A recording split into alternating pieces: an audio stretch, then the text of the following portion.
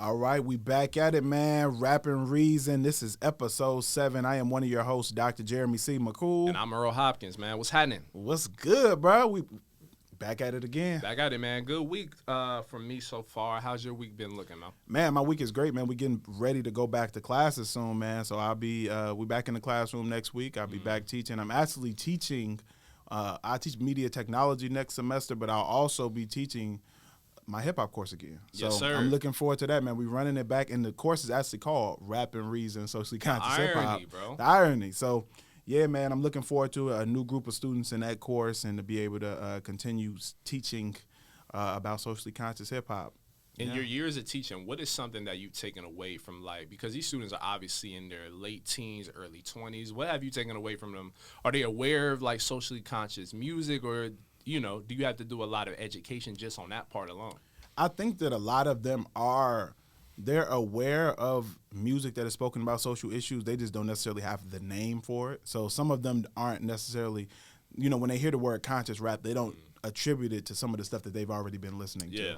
And I think there are a lot of younger people who don't necessarily listen to the lyrics as heavily in music today. So a lot of their favorite artists have been speaking on social issues and they don't even know it. I've had plenty of students in that class specifically who will say, oh, I listen to J. Cole all the time, or I listen to, they'll just name different artists, and they'll be like, I didn't even realize this song was talking about this. They do it with Kendrick all the time. I've had a lot of Kendrick fans in there who are like, man, I didn't even realize that this song was speaking on this specific issue until it's really broken down. So it's cool, man. It's cool to get them able to really dissect music more critically and think about the things that they're listening to and why they're listening to it and what impact is it having on society. So dope class, man. It was a class I was able to create, which is cool. So I've been able to cultivate it in a way that suits my teaching style. So yeah, man, I'm looking forward to it, man. I think I got about 23 students in that class this semester, so pretty good group. Yeah, man, solid. I know I'm excited for this week. So I'm interviewing Big Sean this week ahead of his album. Let's go. Better You Than Me. Congrats, so I'm excited man. about that. Thank you, bro. And on Thursday,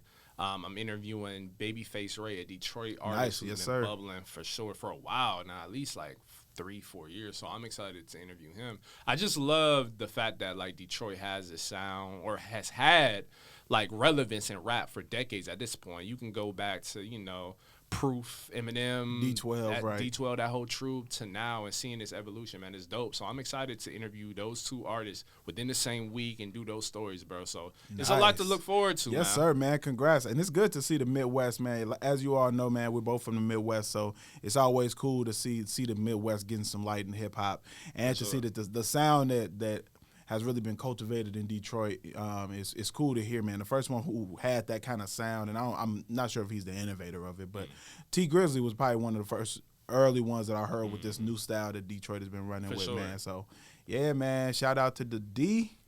Yes, sir. Yes, sir, man. It's been the response on the last episode we have to address, man. Yeah, so episode 6, Back in Motion. We had a moment where we actually talked about Drake's 100 Gates. We gave a brief review of whatever that musical project was, that capsule of videos, everything else, and then we kind of dove into basically like how Drake, it seems, has avoided socially conscious or social issues within his music, like for most of his reign within hip hop this past 15 some odd years. So we talked about a moment that we felt like he actually did kind of tackle something of importance. Remind me of that song. I forgot the song. The song was It's Up? It's Up. It's Up with 21 Savage. With 21 and Young Thug on it. And people had some interesting things to say, bro. They came at your neck, I'm going to be honest. If only they watched the full clip and heard what I said about the project that song. That's the funniest thing about it is that I was actually the nice one. My boy Earl here went crazy on Drake. Hard on my man. But the thing is, I personally don't have access to the TikTok page, so I didn't see any of it until you mentioned it and was like, hey, man, people talking crazy on the TikTok page. And I was like, what you talking about? And I went on there, and mind you, I'm not about to read 90 comments about Drake. I'm just not going to do it. I'm just not. And I'm not going to respond to them either. But I thought it would be hilarious for us to be able to come, because mind you, I stand on what I said. That doesn't mean that Drake isn't a great artist. That doesn't mean that Drake hasn't contributed something to hip-hop. That just means that everybody has their own criteria for what makes somebody a legendary hip hop artist or somebody who they put on their greatest list of all times. For some people, it's just album sales. Do I think that's a good criteria to have? No, because if that's the case, then you need to put Flo Rida on your list of top hip hop artists. He sold over 80 million records. Nelly needs to be on there. Pitbull needs to be on there. If 100%. That's the case, if you're just judging it just off sales, you can't be one of the greatest rappers of all time just from talking about women and money. Literally. That's not going to cut it. For me, for my criteria. Now, everybody's criteria is differently. Some people is just, if you made the party songs that they like, then that could put you on the list of greats. If you've been consistent with making party songs, which Drake has been, he's been consistent with music for probably a longer span than any other rapper.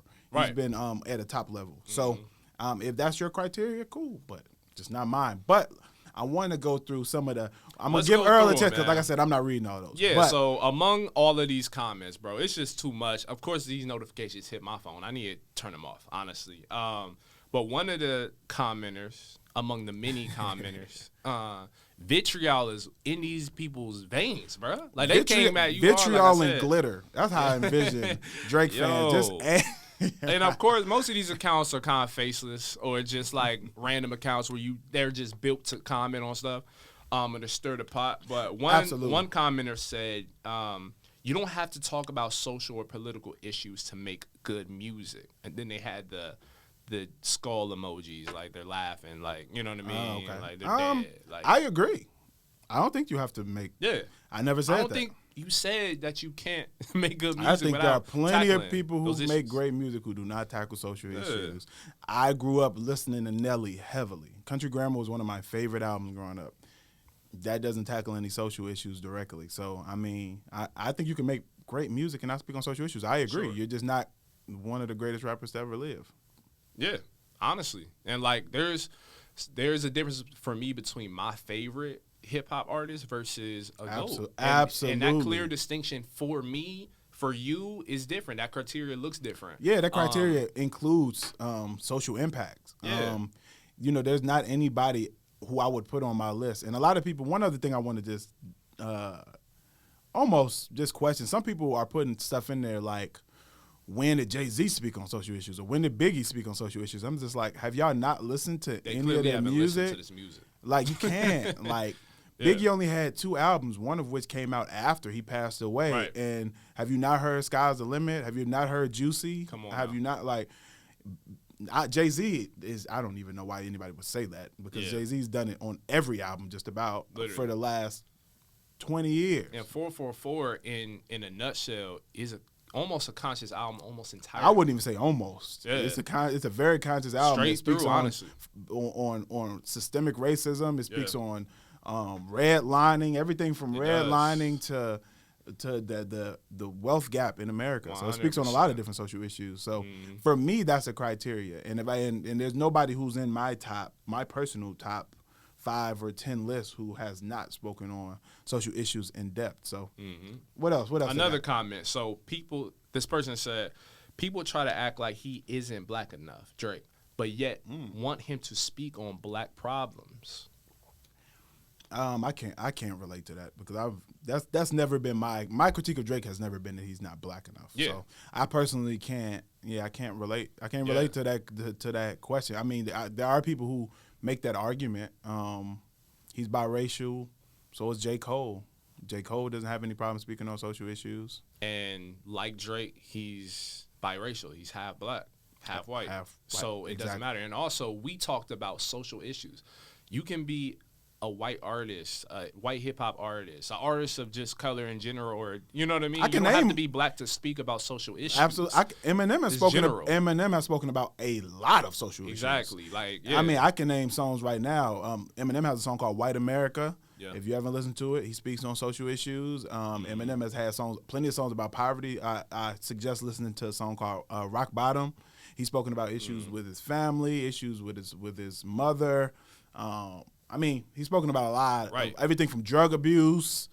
I mean, the whole Recovery album, just about. I mean, Eminem has spoken about plenty of social issues. And conscious rap isn't a monolith. Like, you can't just be black and speak on social issues, or like that's to our point. Like, so and social issues doesn't just mean racism. Yeah, it doesn't. It doesn't. Like, there's so many issues within America. You could talk about climate control in the song. I mean, right. if you want to talk about it, you could talk about, I mean, there's it doesn't just have to be racism. That was just the example that I gave. But social issues, it can be, I mean, and I've heard plenty of white rappers who've spoken on social issues. Whether you're talking about Russ, whether you're talking about Macklemore, whether you're talking about, look, my Rolodex of white rappers is, I don't have that many. Mac Miller, than me. Mac Miller, another Mac Miller one for sure. who's spoken on social issues within the music. I mean, there's plenty. There's plenty of them, bro. Yeah, so that argument, that doesn't work. Yeah, you another commenter said, this take is so wild. If you don't like Drake, just say it. This is a far reach, I'm assuming. This person wanted it right. Why he sound emotional in the text. I don't know if it's how you reading it or if all of these sound so emotional. Of course. And that's what I expect with Drake fans, bro. Like, it's interesting. If I knew we were going to get this engagement, all we would talk about is Drake. Because I just know that all of these people are laying on their stomach when they type this out. Oh, 100%. With a bag of hot fries, like, to their right or left. I know it, bro, in Arizona, on either side, either opposite end. Yeah. All right, so what was it? So it was just that it's reaching because... So it's reaching. Please listen to his music. You don't have to talk about social issues to be the GOAT. Nobody also said that. Like, our criteria, like I said, is different. Like, when it comes to, for my list of the top 5, like, to talk about social issues, to address them in some form or fashion, and to do it well, make the music also enjoyable at the same time, that's how you reach the upper echelon in my list. Same. But everybody's is different. And that's the same in my list. And maybe yours is different. There's some people who just lyricism. That's the only thing that's on your list is how well technicality. Right. How well somebody raps, despite what they're rapping about, but just how well they put words together. If that's on your list, that's on your list. For me, and mind you, I'm somebody who teaches college courses on socially conscious rap music. So clearly that's going to be on my list. Right. I mean, we're writing a book about socially conscious rap music. Clearly that's going to be on our list. So, I mean, if it's not on yours, that's fine. But not liking Drake isn't the reason why we have that opinion. Because I have that opinion about a lot of rappers. Drake just happened to be the one we were discussing at that moment. And not to feel ourselves too much, bro, but, like, when I see comments on, like, that kind of mirror, what are y'all... Like, who are y'all? Like, what expertise do y'all have? Who are y'all to say this or feel this way? I laugh because it's just like, brother, like, we have a hip-hop scholar. We have a person who's interviewed your favorite rappers, like, and who's written about them, had in-depth, like, you know, stories about them. So, like, if anybody's going to start a podcast and speak about these things and have the knowledge that we have, what you're trying to say is humbly, we're the most qualified people to speak about hip-hop. 100%. I mean, credential-wise, we really are. We are. I mean, there aren't many shows. Our age. Yeah. Oh, our age, we're probably the only ones that are disqualified to speak about hip-hop. But in general, we're some of the most qualified people to speak on the genre as a whole. So. Yeah. Sorry to break it to you. I hate to break it to you that we're not two random people who just hopped on a microphone to talk about rap. But that's just. And we have a book coming out. I don't know if you knew that, but that's also a thing to consider. But it made me want to think about this too. I want to pivot a little bit too because you mentioned Russ a little earlier. Yes. So you saw a post that he made on Instagram a couple days ago where he basically said, like, for him, like, growing up, like, he had these rappers that were among his favorites, his GOATs, essentially. You know, like, someone like a Kendrick, a Cole. And as he grew older and matured, those artists did, and their music kind of evolved, too, to his liking. Right. And that he can't really rock with some of the younger acts that are now in the early part of their ascension. What do you think about that? Because that statement alone reminds me of an interview I saw that Tyler Creator had where he talked about how he wants younger hip-hop fans to actually, like, list their favorite artists without feeling like they have to go to a Ready to Die or go to a Enter the 36 Chambers and just list these albums as their favorite albums just for, you know, the hell of it, essentially. You know what I'm saying? Just because they feel like they have to. So it's a balance between what's your favorite, like, who are your favorite artists versus feeling like you have to kind of comply to what older hip-hop fans or more seasoned purists feel you should like. And I agree because I think it's great to do your research and do your homework. I think that you should definitely anything that you go into, you should do a little background and history on what influenced the music that you like. And I think there's nothing wrong with that. I think that should be done. But also, I am also aware that the music that you listen to during your formative years is going to be more special to you because you lived through it. So the music that came out when I was 12, 13, 14 years old, it impacted me differently than something that I might have went back to because I was absolutely living it. I was going to school where everybody was talking about it. Where it's different when you're taking it in real time. So the music that you grow up listening to, you're gonna hold to a higher standard. So I don't think there's anything wrong with that. I think it's important to listen to the music that impacted and influenced your favorite rappers of your generation. So I definitely think people should go back and listen to the Illmatics. You should go back and listen to Aquemini. You should go back and listen to Blueprint. You should go back and listen to Reasonable Doubt. You should listen to College Dropout. You should go back and listen to stuff from other eras. But at the same time, you should absolutely be in tune with the people of your generation who are making great music. And if you're young right now, there are still artists who are making great music. For sure. For the young, don't let old heads tell you different. There are young people who are making amazing music right now. Whether it's Cordae, whether it's, there are a lot of artists in their 20s and even younger who are making some dope music, man. So it's not you don't have to put those older albums in your top five just because there's some old heads who won't put Kendrick or J. Cole in any of their top lists just because they were already 30, 40 years old when J. Cole and Kendrick came out, so it didn't impact them the same way that it impacted us, for instance. I've argued with plenty of older people about the fact that Kendrick and J. Cole have surpassed some of their favorites. For sure. But they're unwilling to say it because they have those personal touchdowns with people that they grew up listening to. Like I grew up listening to, I can remember being on the bus on the way to high school listening to Live Love ASAP or Meek Mill's Dream Chaser mixtape series, you know what I mean? But in time, like even back then, I felt like I had to go back and just get a larger idea of what this hip-hop thing really is. And sometimes you have to go back a few decades, and sometimes you have to look in a moment. So I agree with both Russ and Tyler. Like,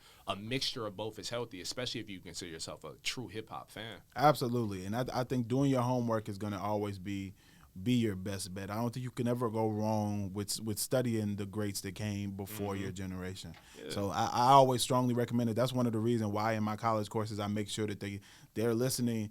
We're starting with the music of the past. Like you're not gonna leave my class and not be familiar with with the Message by the Grandmaster Flash. Like you're not gonna leave my class and not know who Nas is. Like you have to know what led to the artist that you love. So it doesn't mean you have to love their music the most. Yeah, and that's fine. For me, for instance, some of the music that came out in the early 80s isn't my favorite music. Like I don't put Run DMC on my list of artists that I love the most. Their music didn't necessarily impact me specifically, but they influenced music that did. So it's just a matter of knowing and having a respect for the genre. Yeah, and even on another level, like another layer, like I love Outkast. Like that's one of my favorite hip hop groups. It's a Tribe Called Quest and then probably Outkast for me as far as groups go. But I didn't even really necessarily enjoy their first 3 albums that much. Really? Like I really didn't start enjoying the Outkast. Like the Outkast that I envision is Stankonia and Up. Versus Aquemini and Super Playalistic Cadillac Music and it's good music, but it just didn't touch me as much. You know what I'm saying? And I can get that. I like those albums too, but I can get why you would prefer the Stankonia and the Speaker Box Love Below. Just based on what sounds you're used to listening to, because Aquemini it's different. I love Aquemini, but I also am aware that it's very different than the music we're listening to now. For sure. So it's a big switch. Yeah, it is. Like that, they really took a turn on that. But yeah, like to your point though, like I enjoy the fact that these opinions can live, they can exist. And, everybody has their own pockets of fandom, and I rock with that. Like, I prefer that. Like, absolutely. If your favorite artist is literally Polo G, for example, and we'll actually get to him later in the episode, but if that's your favorite artist, let it be that. Like, let it be that. Like, that's your absolutely. And that's why I like when students will say, like, my favorite rapper is Rod Wave. Or my favorite rapper, I hear that a lot. I get Rod Wave a lot. I get Juice WRLD a lot. And this is the music that changed someone's life. So who am I to tell you, no, you're wrong about the music that changed their life, especially if it's somebody who speaks on social issues. Exactly. Like you know what I mean? So if this is somebody who was talking about their battles with addiction or something, and that helped you with, you know, maybe you had a family member who was addicted, or you were fighting an addiction yourself. Yeah. How am I to tell you that's not great music? You know? And same thing with Drake. Like, I understand why people love Drake's music so much. I really do. I mean, if Drake's music helped you get through a breakup, I understand why you herald Drake at that level. You know what I mean? Yeah, and if you curled up in a corner listening to Marvin's Room, I get it. That's your fight, not mine. I understand. If you were curled up in the bar crying and listening to Marvin's Room after she wouldn't text you back, then that's your reality. That just was not mine. So I don't necessarily relate. Yeah. But I can see why. Like, Drake has, we don't even have to go. Like, he's one of the biggest hit makers of all time. Of course. And in all seriousness, like, he's a great artist. He's been at the top of the pinnacle, like, the last 15 years.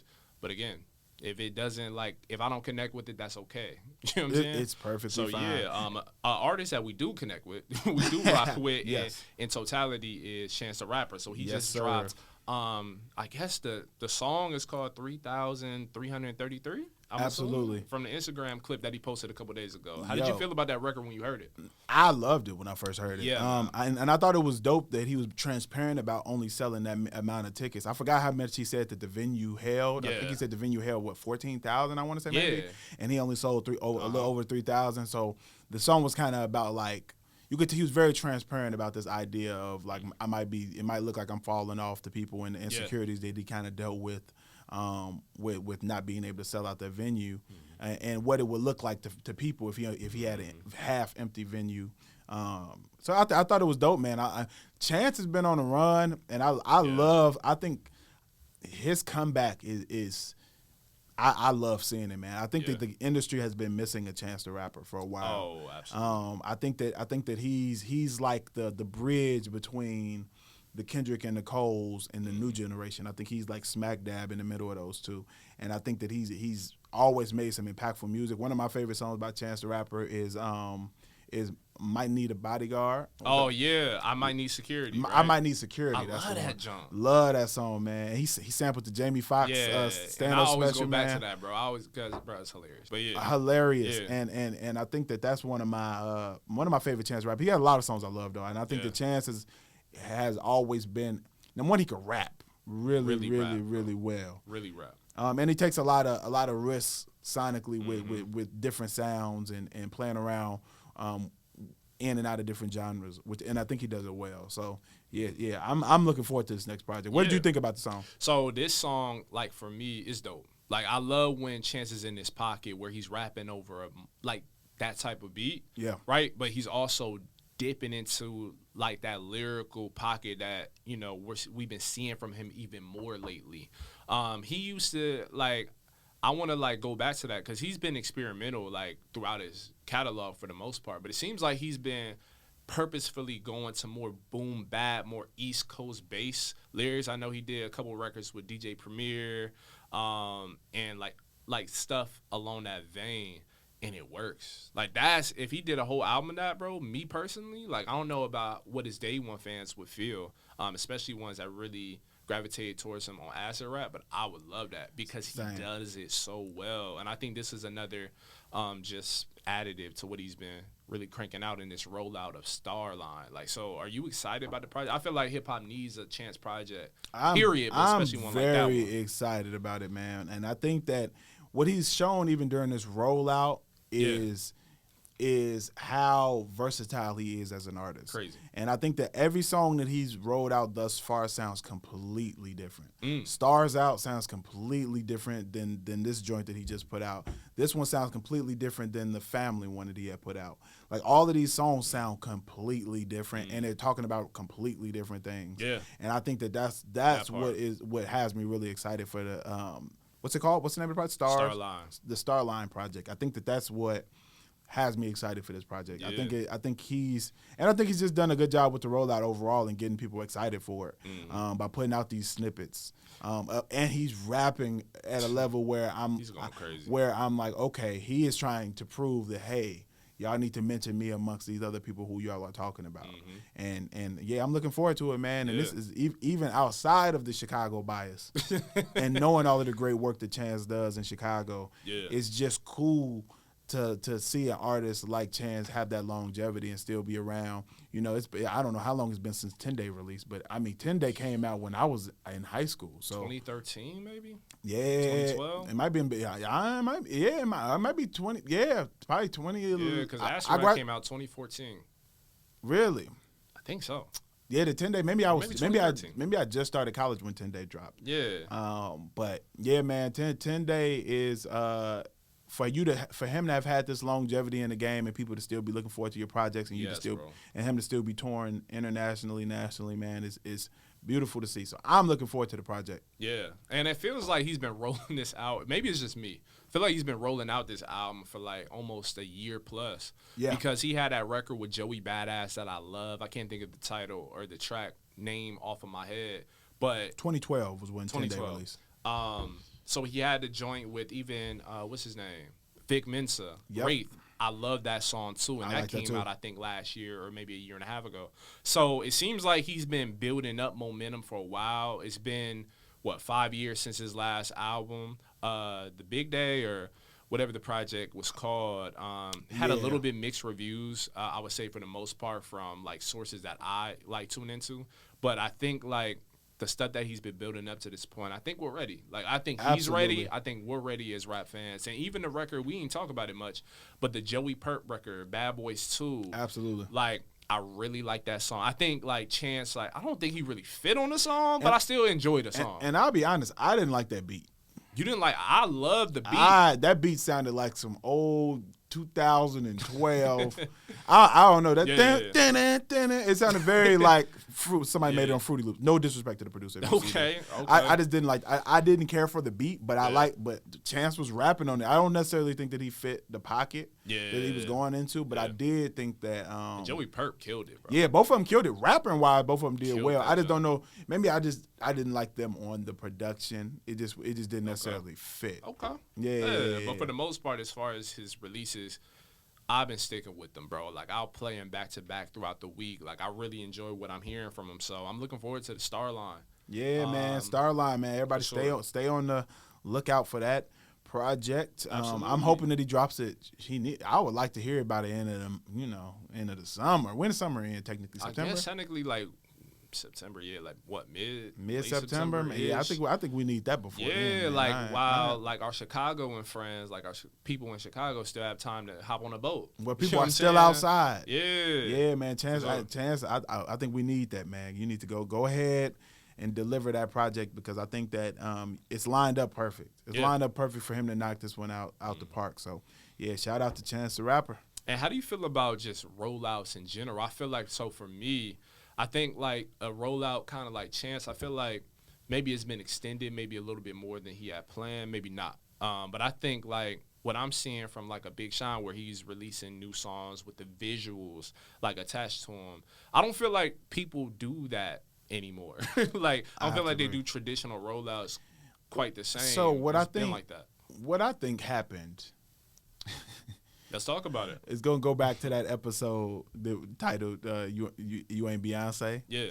This is the same thing. I think once Beyonce started just dropping projects out of the blue, she made everybody think that they could just drop a project out of the blue without any promotion. I think that was for most artists, you can't do that. The artists who are at the top who have millions of eyes waiting on them to release a project. I think they can do that, but I think other artists tried to do that where it's like, I'm not going to promote my album at all. I'm just going to put it out. And I think that's a terrible idea. I think that we need to get back to getting people excited over projects before they come out. And I think that especially with people not consuming music videos as much anymore, the only way people really consume music videos now is on YouTube. And that's if they click on YouTube that day and happen to run across it. It's not like a regular part of their day-to-day like how it was when we grew up with 106 and Park and TRL. And we were constantly watching music videos. People today aren't. So I think that with that, I think that I like what Chance is doing, and I want to see more artists of Chance's caliber and some of the ones who are up and coming. I want to see you all do some rollouts, man, and get people excited about the projects before they release, so that it increases the visibility. Because I'm gonna tell you one thing: the trash artists have all the visibility in the world. The artists who are making garbage, I don't know if y'all know, but they're the ones on social media all day. So making TikToks. A lot of the artists who I think are terrible, and I'm not gonna name them, but the artists who I think are terrible, they have a lot of visibility. They're always in the blogs. They're always on the Shade Room. They're always in people's face. So when they drop a project, people are aware of it, as opposed to like more of the traditional hip hop artists or the artists who are really spending a lot of time putting these bodies of work. And more together. established artists too. And more established. A lot of times they drop and people don't even know, and they're like, "Oh, I didn't even know this person put out a project." So, I definitely think there needs to be a better job. What do you think? I think so too. I like certain artists. Of course, there's like certain artists of a certain level who can still do that, and it won't be an issue because they know people are going to swarm the moment that they see that album pop up on the streaming platform of choice. But I think very few can do that. So I think like a traditional rollout probably is better suited. But you even see more established artists like a Big Sean do a more traditional rollout because it's been a minute since we've heard him. We haven't heard him since Detroit 2, which I think came out 4 years ago. So if it's been somewhat of a gap, I feel like it only makes sense to like give us little snippets of what we'll see from you. So I think that's probably the best route to go. But I also see artists, like you said, who are newer, who have just more visibility. And sometimes that's because they just need to build up their brand, build up their name, get out there, and get a wider audience. And some others do it because they know whatever they're offering for the moment, this gimmick isn't going to last for much longer. And fame is more short-lived nowadays than it was even in years past. So I think, like, in essence, like if you're established or you're newer, more traditional rollouts still have a lot of good value in them, and I think people need to go back to them. Absolutely. Sure. I could not agree more. And I think that even what you mentioned in Big Sean's rollout, I think his rollout has been dope because he's been putting out, even with the leaking of some of the songs that he had been working on, I think he's been able to put out some dope visuals as well as a variety of songs that fit different people's palette for music. And I think that Big Sean has done a great job with that. One question that I know you're interviewing him soon. I don't know how much wiggle room you have with the questions you want to ask. Yeah. But man, one song with Big Sean blacked out on, and I just want to know what space was he in when he rapped on Paradise? On Paradise. Because that verse. And even the extended version on that verse, man, he went Super Saiyan, like on Paradise. Where that verse, I was like, okay, that's when I was like, oh yeah, Big Sean is different. For sure. I don't know what type of space he was in, but I've seen him do that. Probably not because that was different. You know what I'm saying? Super Saiyan on that record. I remember being in my car listening to that, like, bro, what you on? Like, are you okay? Well, you got to pause it to be like, hold on, is bro good? Bro, like, you only get a few of those. Like, Busta Rhymes on Bust on, what's that jump? With Chris Brown. Look at Me Now. Look at Me Now. And I've seen Busta Rhymes perform like maybe 3 or 4 times, and he does it every time I've seen him perform because he knows what type of moment that, like, what type of, like, excitement that gets. So I don't know what space he was in, but I've seen Sean rap. Like, he's crazy. Like, lyrically, bro, he got moments where he just flat out goes crazy. And he doesn't get a lot of respect as a lyricist, which is interesting. And it's interesting, and I think it's because, I think it's a couple of things. One, I think Big Sean has a very different flow than people are used to hearing. It's very unorthodox. It's very unorthodox, and I think that a lot of times rappers who have an unorthodox flow and pocket that they rap in sometimes don't get the same credit for their lyricism that other ones do. I might even give you an extreme example of this. Okay. E40. Very E40 different. Has a completely unorthodox sound where some people will hear it and be like, I hate this. But if you actually have listened to any of E40's projects, E40 can rap. Like, for sure. Can rap well. Sure. Bay Area legend for a reason. Bay Area legend. But he raps in such an unorthodox way that when people hear it, it's either you like, oh, this is cool, or you're like, I don't know, he offbeat, I don't like it. You know what I mean? And there's a lot of artists there are several artists who fit into that pocket. And I think Big Sean, just because his flow is a little different, sometimes he doesn't necessarily get the credit that somebody with a more traditional rap style. And I think that unorthodox flow paired with the fact that he had kind of like sillier, you know what I'm saying? He does have some songs where he goes silly. And he has kind of like, I noticed because I'm a fan of Big Sean. I've always been pretty much a fan of his since the Finally Famous mixtape days, you know, like I remember, to now, essentially. I've been following Big Sean since you remember the Lemonade freestyle? No. I go back that far. Yeah, okay. The Gucci Mane's Lemonade. Look, he freestyled on that? That was one of his first before he blew. I don't even know if he was signed when that came out. He might have just got signed. Okay. Got a video for it and everything. That's how far I go. I was, look, man, I'm early mixtape days. Mm-hmm. So I think like that, the sillier records, sillier moments, you know what I mean? And also the fact that he has kind of like an interesting voice too. It's kind of lighter, and he's talked about that in past episodes where it's like a little lighter. It's not built for like obviously like, you know, freestyle battling and all that. Yeah, he mentioned that in that interview he just did with Charlamagne. I remember. And I've heard him talk about it in past interviews from like a decade ago. So I think all those things combined, I think like people are kind of like, I don't know, a little hesitant to hop on board on certain songs more than others, or maybe think of him in a certain light or compare him to like some of the more recognizable, bigger artists. Yeah. You know what I mean? But I think he can out-rap a lot of people. A lot of people. And the thing is, it's crazy how like our bias to like voices or even like accents plays a role in what type of music that we want to consume. Very much does. I can give a couple examples of that. One being, I know some people who can't listen to Kendrick just because they just don't like his rapping voice. They don't like how they think his voice sounds like. They don't like the little voice switching thing that Kendrick does. I think it's dope, but other people hear it and they're like, I don't like it. It's too theatrical for some people. Another one is Big Crit being another one. Some people can't get past his accent. That southern accent, that southern drawl of a lot of the country artists. For me, fire. But at the same time, I'm from Chicago. My people from Mississippi. So exactly. The way I am hearing it, I understand everything he's saying. Yeah. But other people might be like, I don't, and they're put off by just the accent. Yeah. So I think that definitely plays a role in what people like. And that's interesting too, because Biggie like is kind of different as his voice, because people don't really think about it. His mom is like, his family is Jamaican, grew up in Brooklyn obviously, and he has kind of like almost like a sluggish, like kind of you know he's heavy set based on his voice. Yeah. You know what I mean? But it worked for him. And it's odd you talk about the voice switching too, because certain voices work for people now. Like Playboy Carti has this, they used to call it his baby voice. You know what I'm saying?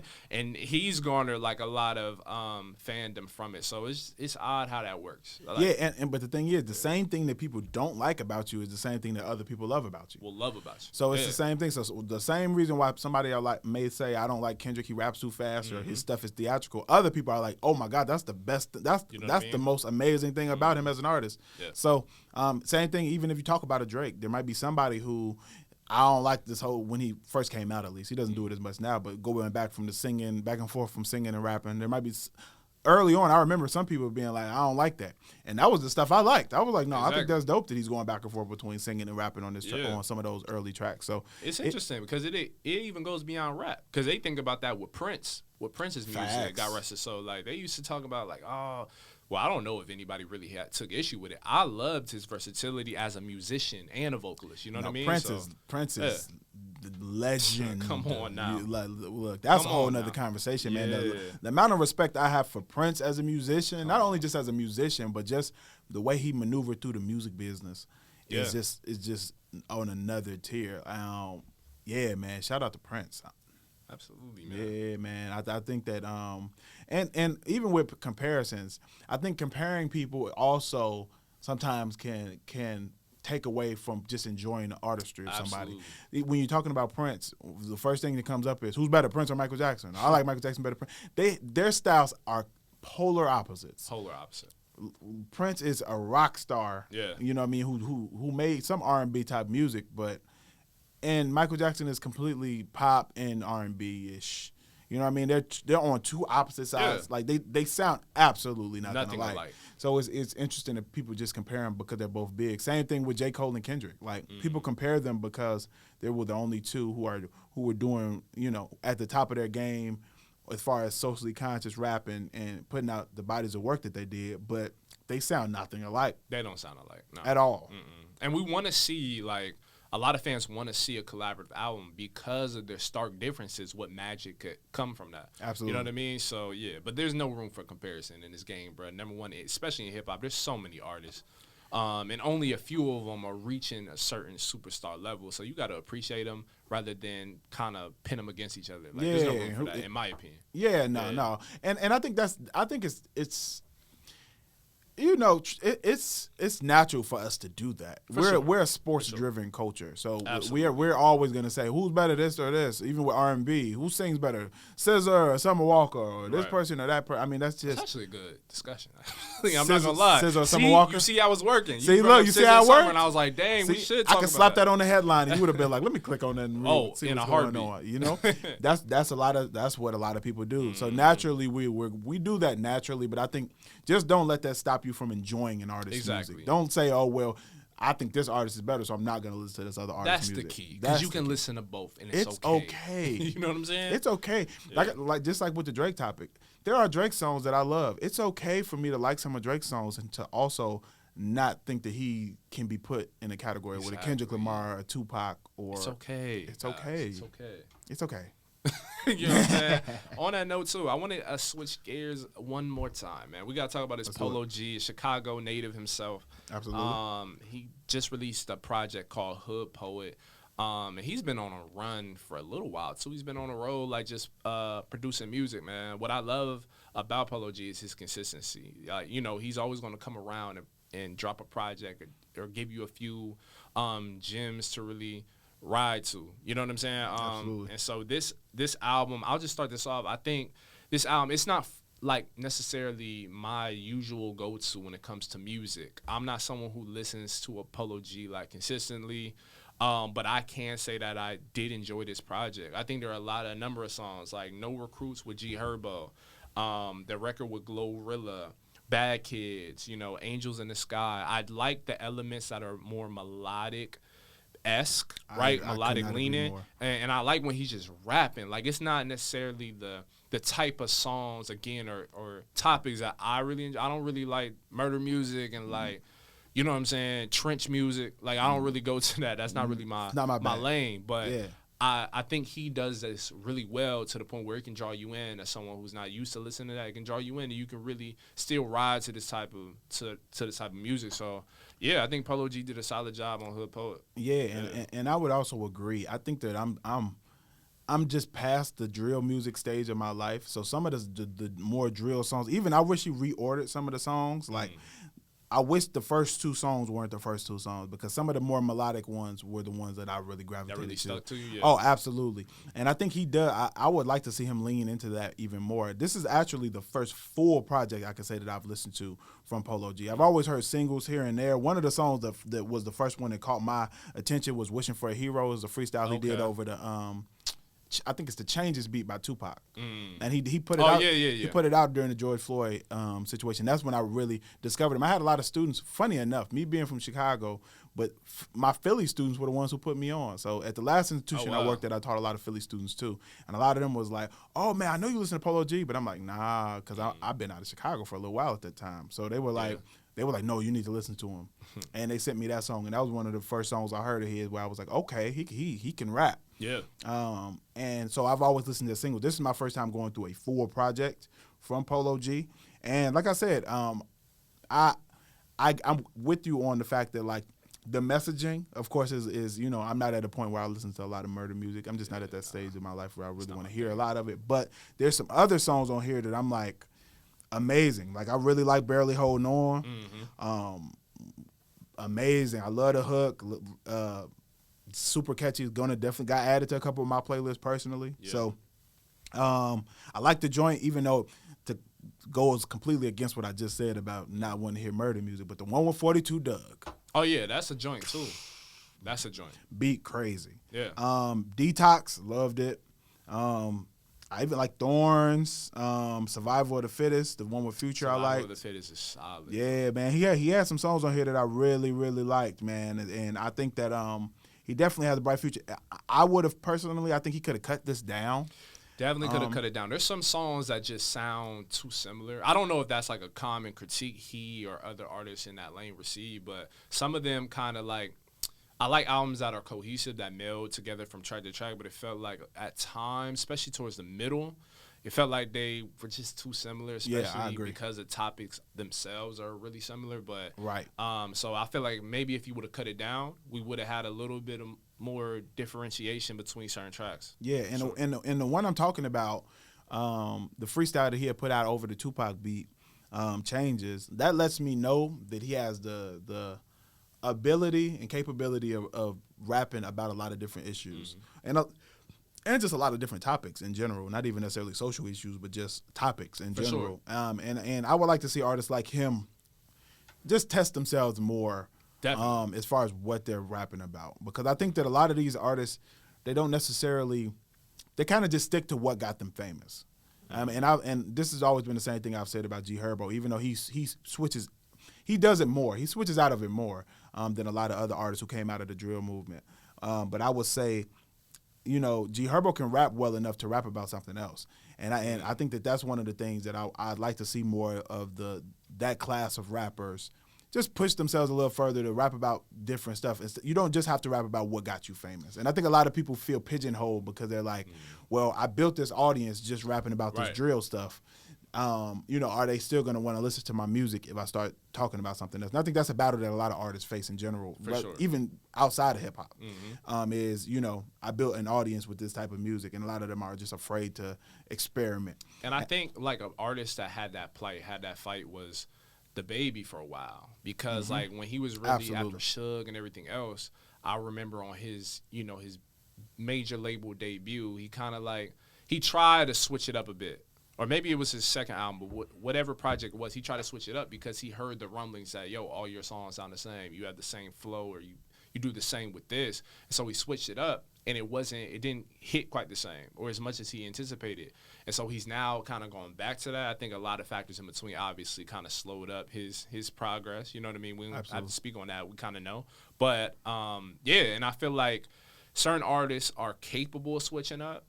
Certain artists, like a Pusha T, is able to stick with the same topic, same themes, but he shows up in other ways, because you know when you listen to a Pusha T album what he's going to be rapping about, but you also know he's going to come with crazy production, like some of the best production you ever hear from a top-tier artist. So, yeah, I think that it's a constant fight. It's a constant balance. But I think certain artists, like I said, are able to do it better than others on both sides. I couldn't agree more. One thing, and I think sometimes we fail as fans or consumers of the music. I think sometimes we fail the artists by not giving their music this different a chance. And I'm going to give you an example of when I think this happened. T.I., I don't know if you know, T.I. decided to put out a conscious album a few years back called Us or Else. Okay. Amazing project. Okay. But unfortunately, didn't do well as far as sales went. And he could tell that right after that he went back to rapping about the regular stuff. And unfortunately, when those artists try something different or say, okay, I'm going to make a more conscious album or album with a little bit more substance to it, if it's not supported by the fans, they're like, well, I guess y'all would just want me rapping about what I was rapping about before. So I'm just going to go back to that. And I think that that's one thing too. If there's an artist who you respect, who's earned the respect as an artist, like a T.I., well, it's to the point where we like, T.I. has shown and proved himself as an artist who can really, really rap and make good music. If it's an artist like of that caliber, when it's a newer artist, I understand. But when it's an artist who you respect their artistry, I think give their music a chance when they take a risk on it. For sure. Now, some don't deserve it. And some you shouldn't take a risk because you was already bad when you started. And some were great when they started and they took a pivot or turn. An example I use is Common's Electric Circus. Okay, brother? Now, you can't make water for chocolate and then make electric circus. You heard what I'm saying? But, we respect Common. That was a wild pivot. That was a wild pivot. But he built up so much cachet. I'm going to bail him out, though. Okay. You make different music if you was with Erykah Badu, too. That is very true. Andre 3,000, 3 stacks, man. If you was with Erykah Badu and you got the sage burning and it's a different vibe, you're going to be experimental with your music. I'm going to give him and the next album after that was what? What was it? B. Was it B?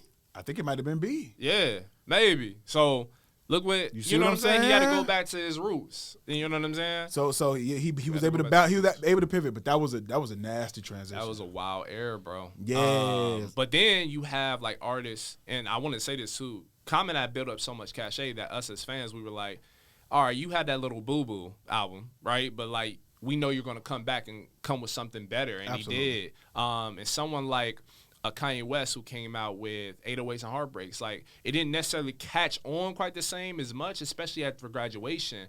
But those that listen to it, like truly listen to it then, and people like me who listen to it years later, we can now appreciate what he's doing because we see the effects that it had in the years later. You know what I'm saying? And the crazy thing is, I liked 808s when it dropped. Mm-hmm. When it dropped, I was like, oh no, this is different. And I just thought it was good music. I thought like, Heartless was cool. Like there was a lot of songs on there that when he released them, I was like, no, I like this. Mm-hmm. And you're right. RoboCop, Coldest Winter. It was a lot of songs on there that were not only were they great, but they were very influential as far as, like you said, what would soon come for music. Yeah. Of course, he wasn't the first one to do auto-tune. You already had T-Pain who was out here getting busy with it, but he did it differently. Even the whole style of the album, it was just very different. And so that was one of the times where that worked, where being experimental worked, but then he did Yeezus. Yeah, it's been 11 years since Yeezus dropped, bro. Really? What's crazy, I actually liked Yeezus a lot back then, but really? In the years since, I realized. What were you going through? Bro, I don't know. What you had going on where you thought Yeezus was hard? I was just locked in. Like, Kanye was my favorite rapper at the time, bro. There was nothing he could do wrong, essentially. You know what I'm saying? So, looking back now. But there was some songs on there that were good, though. Of course. Blood on the Leaves and, like. Any Kanye album, that's what you can expect. Slave, it was some cool songs on there. Even some of the worst, like Kid Cudi. I'm a big Kid Cudi fan. And he's from Ohio. He's originally from Cleveland. Like, so yes, sir. Nobody can speak bad about Kid Cudi in my eyes. But even, like, Speeding Bullet to Heaven, like, I listen. That to me is one of his worst albums. But there's still always some good elements to take away from it. The same with Yeezus. Blood on Leaves is classic. New Slaves I love. But looking back, it's just not the album that I don't think he expected it to be. No. You know, even years later. And I would say even with Cudi, man, Cudi, I definitely stopped listening to him after a point. But his early work, amazing. Oh, it's amazing. Amazing. Man on the Moon 1 and 2 both. Were insane. Did you see that Jhené Aiko cover Day and Night? Yeah, I saw it. I like that, bro. Man. That was good. Dope. That was good, man. I that's something I never knew I needed. Yeah. But I like that. Sure. And like this is why I love this podcast. Did I say her name right? Is it Jhené Aiko? Aiko, yeah. Okay. But this is why I love this podcast so much is because doing retroactive reviews is so important too. I don't feel like a lot of music journalists do retroactive reviews. No, they don't. Because when you listen to Jay-Z's Kingdom Come, right? Like, you can look back at the album. It's called Kingdom Come, right? Kingdom Come, yeah. Yep. You can look back on the album and say, people bash this album. It's actually, like, decent. It was a solid album. It's solid. I always say that when Kingdom Come even came out and everybody was talking about how bad it was, I remember listening to it and being like, what y'all talking about? Yeah. Like, I think it was because of, like, if I pull Kingdom Come up right now, Lost One is on Lost there, One is which is one of Jay-Z's favorite songs to me. Another song where Jay-Z speaks on some different issues. Even the guilt he felt with his nephew dying in the car that he bought. Yeah. Love that song. Show Me What You Got is on there. What You Got. Amazing. What else is on here? Minority Report is on here. Another song where Jay-Z speaks on issues. You know? Yeah. This album was solid. It's solid, bro. And but I think it's because of the albums that it came after. Because Black Album came before that. He had that 3-year hiatus and then dropped Kingdom Come. And the Black Album was stupid. Yeah, nah, it's crazy. The Black Album is crazy. Top. It's probably number 3 for me as far as favorite Jay-Z album. Maybe 4. You know, this wasn't the topic on the books, but let's just do it real quick. Top 5 Jay-Z albums. Top 5. So for me, it's Blueprint 1. Reasonable Doubt is 2, and it's a close 2. Like, people don't really understand like how like transformative that was like at that time, but especially for me. Actually, at the time, it wasn't like heralded as, you know what I mean, as it is now. But that's number 2 for me. I want to say 3. This might surprise people. It's actually 444. Okay, that's actually 3 for me. Number 4, Black Album. Number 5 is a little tough. If I had to do number 5, yo, I think number 5, I'm willing to say Volume 2. Okay. Life and Times of Sean Carter, Volume 2. Yeah. I think mine changes. So don't hold me to this. This could be completely different next year. But right now, off the top of my head, I'm going to go. I definitely have to go Black Album. Okay. I definitely have to go. It would be Black Album. It would be Life and Times, Volume 1. Okay. It would be Reasonable Doubt. Absolutely. This is a curveball. And this is no particular order, but this one might be a curveball that a lot of people don't. American Gangster's on there for me. Oh, yeah. Yeah. I love that album. Like I get because it came out with the movie, maybe that's why people don't view it that way, but that is an amazing album. I like Success. There's a lot of songs on there that I just love. Sweet. So I would put American Gangster, and then I would put 444 on mine too. Now this could change. Sometimes Blueprint goes in and out of mine just because the Blueprint is just crazy. Oh, it's nice. So sometimes the Blueprint would be in there, and I would probably take 444 out. But yeah, I think off the top of my head, that's it. That could change when I sit down and think about it further. Yeah. Jay-Z has a crazy body of work. He does, bro.